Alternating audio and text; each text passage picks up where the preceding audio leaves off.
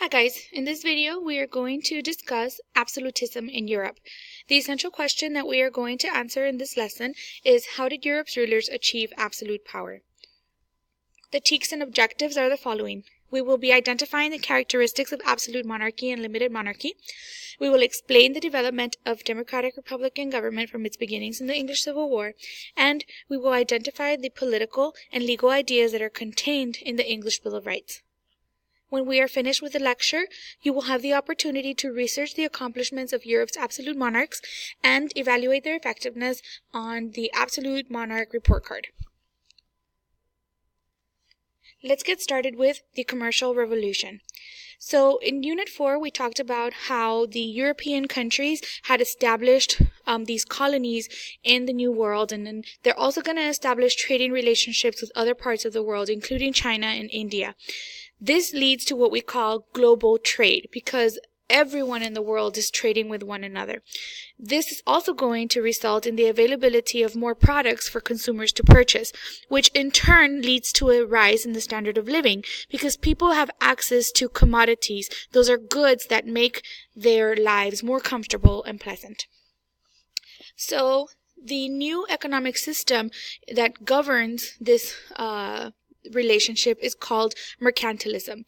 Mercantilism is the belief that a country's wealth and power are dependent on trade, meaning that the more area you can control and dominate, that the more powerful you are because you have access to more markets and more raw materials. So this leads to a competition between European countries that eventually result in wars between these major powers as a result of wanting to control trading ports and colonies. The cartoon on the right illustrates the relationship between the colonists and the mother country. You can see that the woman here, it looks like a queen, is symbolizing the mother country. This could be like England, for example. And the colonies are represented by the maids here, and they provide the queen with things like gold and silver, foodstuffs, and raw material. So that's the relationship that the mother country has with its colonists. They are servants of the queen or the king. To further illustrate the relationship between colonies and mother country, I have this chart. So the colonies serve two purposes. The first is that they are the source of raw materials. They're going to send gold, silver, fur, lumber, and foodstuffs to the mother country at a very low price, practically next to nothing because they just take it. The mother country will then turn around and take those goods to their factories where they're going to transform them into manufactured goods. Those manufactured goods are going to then be sold to the colonies at a much higher price.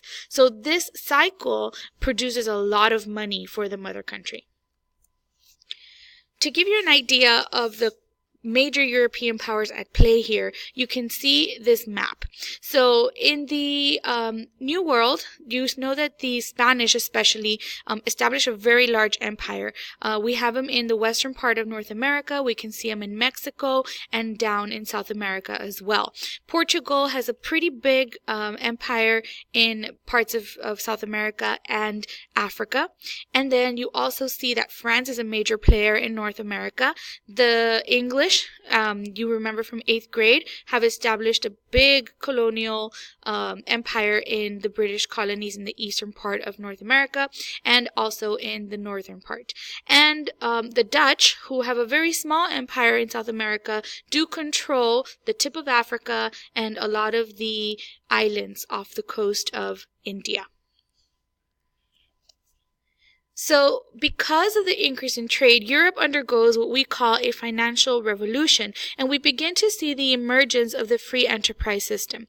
The free enterprise system is also known as capitalism, and in a free enterprise system, business owners risk their capital. That means they risk their money. They invest it into some kind of business venture in order to try to make a profit.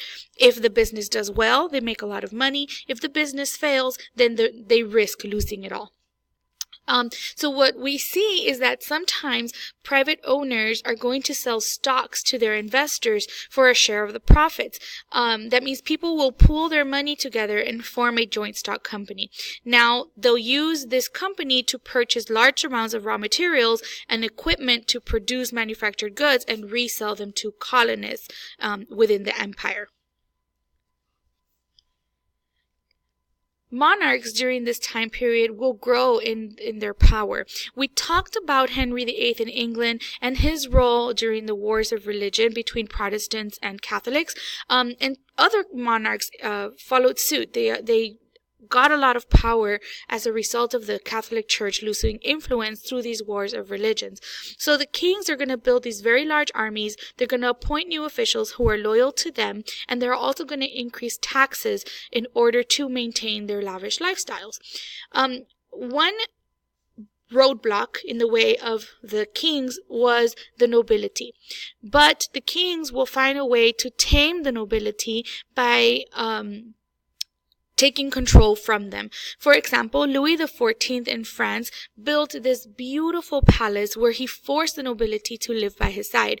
They were distracted, they were not tending to their lands, and therefore Louis was able to keep a close eye on them and take power from them. Nobles during this time period were expected to obey the king's orders, therefore they lost power and the kings grew more powerful. Kings also began to use new justifications for their increased power. A man named Thomas Hobbes wrote that all men are innately bad, meaning they are born that way. They're greedy and selfish and violent if they are not checked. So he argued that people needed a very strong ruler in order to keep order. Without a strong monarch, according to Hobbes, people would live in a state of chaos and it would not be safe. So for their own protection, the ruler needs to be very strong. Kings also claim to have divine right. Divine right is the idea that rulers are chosen by God, and therefore all of their commands are essentially the commands of God, and they must be followed. And lastly, I want to bring us to the Magna Carta once again, because we kind of touched upon this during the third unit, but some of the ideas from the Magna Carta are important to what led to the limited monarchy in England. So remember in 1215, King John was forced to sign the Magna Carta because he was abusing his power. The Magna Carta established protection for the rights of the nobility, and it also limited the king's power. During this time period that we're studying, we see that the king's power will be limited even more by several events. So first, let's talk about the rise of Parliament. Parliament is the legislative body that is made up of the nobility and the elected representatives. This is similar to what we call Congress in the United States. So this is the governing body that makes laws. And one of the things that they need to do is approve taxes. So the king can, in England, could want to impose taxes, but it's up to Parliament to approve those taxes, and otherwise the king cannot do that. He needs to work with Parliament.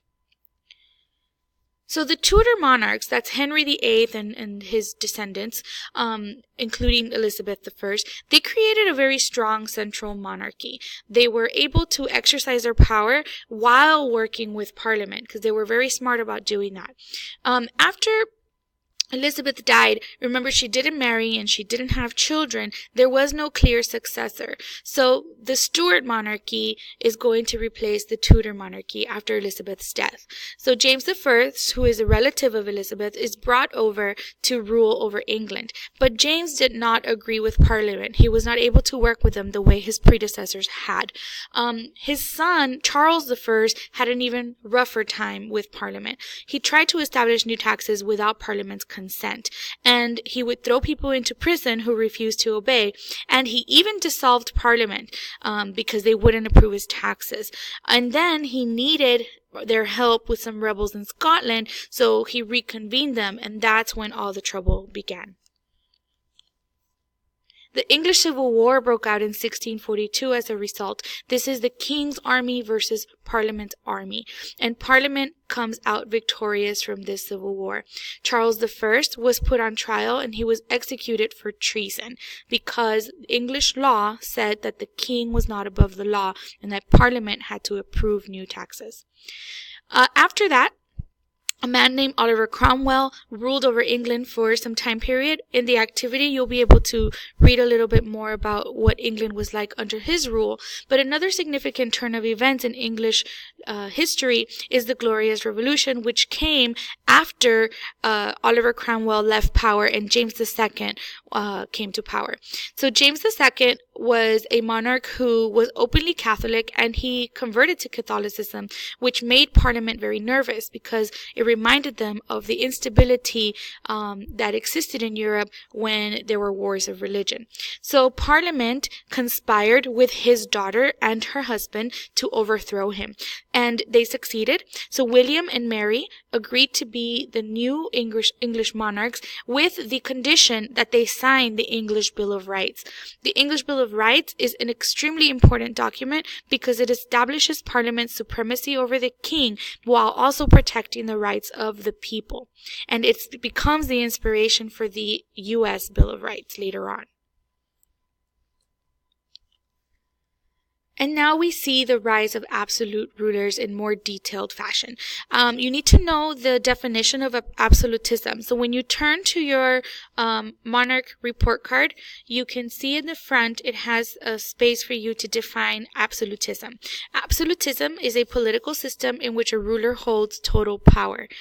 The causes of the rise of absolutism in Europe are the following. Remember that feudalism began to break down at the end of the Middle Ages, and we see the rise of these nation states with very strong rulers at the helm. We also see continuous warfare between different countries and even within countries sometimes. So absolute rulers are needed to keep the peace. There is an increased need for money to pay for the lives of the nobility and to also pay for army and protection. Exploration is a huge part of why absolute monarchs became so powerful. They were able to establish very large empires and colonies that brought in a lot of money. And we also see that during the Middle Ages and the Renaissance, the power of the church and the influence of the church has declined, giving rise to absolute monarchs. All right. And lastly, let's talk about some of the effects. So as a result of absolute monarchs coming to power, religion and society are going to be regulated by these new governments. So every act is going to be controlled by absolute monarchs, and even religion sometimes is not an option for people. They have to practice whatever religion their monarch wants them to. Nobles will lose their power, as we mentioned before, and we also going to see that some of these kings will undertake huge building projects because they have so much money at their disposal. And one example of that would be Louis XIV. Really briefly, I just want to tell you what the characteristics of an absolute monarch are. In an absolute monarchy, the ruler claims divine right, the ruler has total power over every aspect of the government, and the ruler leads for life, and then that power is transferred to their descendants, meaning it's hereditary. And then that brings us to the ruler report card. So what you are going to do in this activity is research these rulers. I want you to identify what country they're from, what time period they were in power for, and then list 3 to 5 bullet points with accomplishments. Identify what religion they practiced, and then lastly, give them a grade. Evaluate their effectiveness based on what you read, and grade them on a scale from A through F. A being very effective and F being really, really bad. So you're going to give them a grade, and then you're also going to identify why you gave them that grade. Okay, so there are a few monarchs you need to do: Philip II, Louis XIV, Elizabeth I, Charles I, Oliver Cromwell, who is not really a king, but you'll read a little bit more about him, Peter the Great, and Catherine the Great. And if you have any questions, bring them to class. All right, thanks for watching.